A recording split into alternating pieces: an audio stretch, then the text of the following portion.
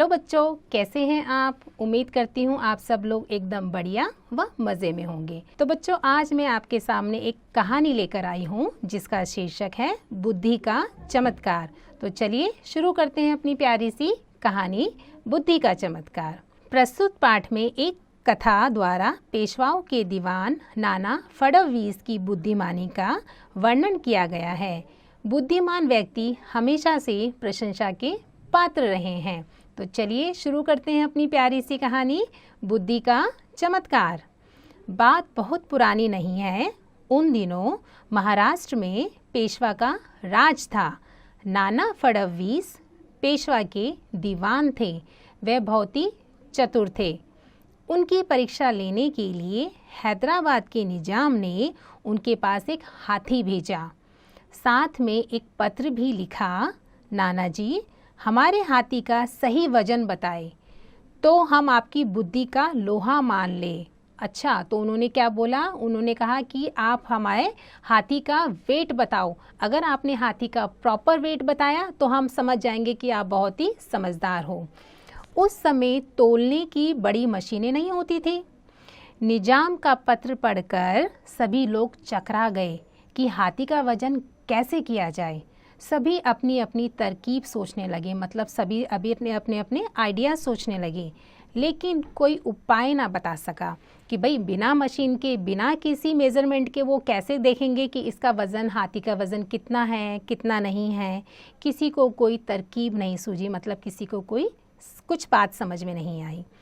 आखिर नाना ने सोच विचार कर महावत से कहा। फिर उसने क्या कहा? काफ़ी सोचा, फिर उसने महावत से कहा, तुम इस हाथी को नदी किनारे ले चलो, मतलब कि चलो नदी के किनारे ले चलते हैं। इसके बाद उन्होंने अपने नौकरों को आज्ञा दी। उसने बोला, नदी के किनारे एक बड़ी नाव और तराजू बाट की व्यवस्था शीघ्र ही की जाए।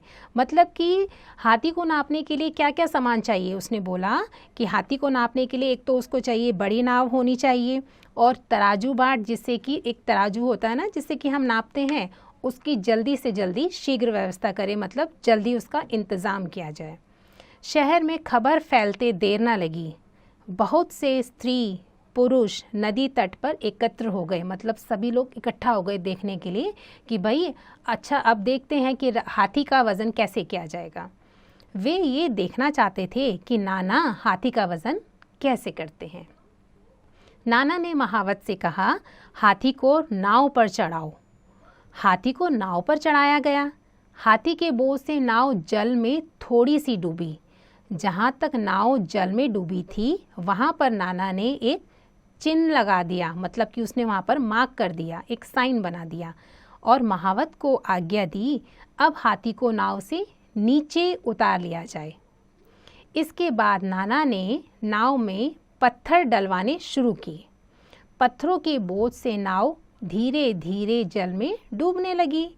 जब जल की सतह, मतलब जब उसकी सतह, मतलब उसका सरफेस ठीक पहले वाले चिन्ह तक पहुंच गई तो उन्होंने पत्थर डलवाने बंद कर दिए।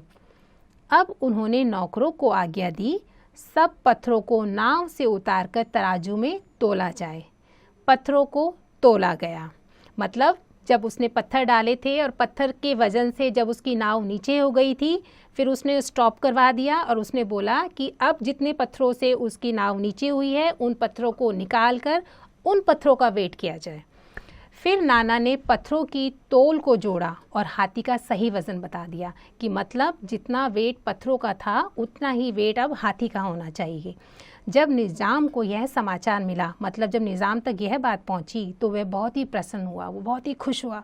नाना की बुद्धि का चमत्कार देखकर वह आश्चर्यचकित रह गया, मतलब वो सरप्राइज्ड हो गया कि हाँ, कैसे उसने निकाल लिया पता, कैसे उसका असली वेट निकाला। उसने प्रसन्न होकर हाथी नाना को इनाम में दे दिया।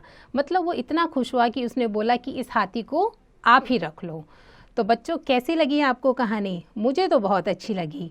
उम्मीद करती हूँ आपको भी ये कहानी बहुत अच्छी लगी होगी, और इसी तरीके से कहानी समझने का, पढ़ने का, लिखने का आप स्वयं अभ्यास करें, और इसके अभ्यास कार्य भी आप स्वयं से करें।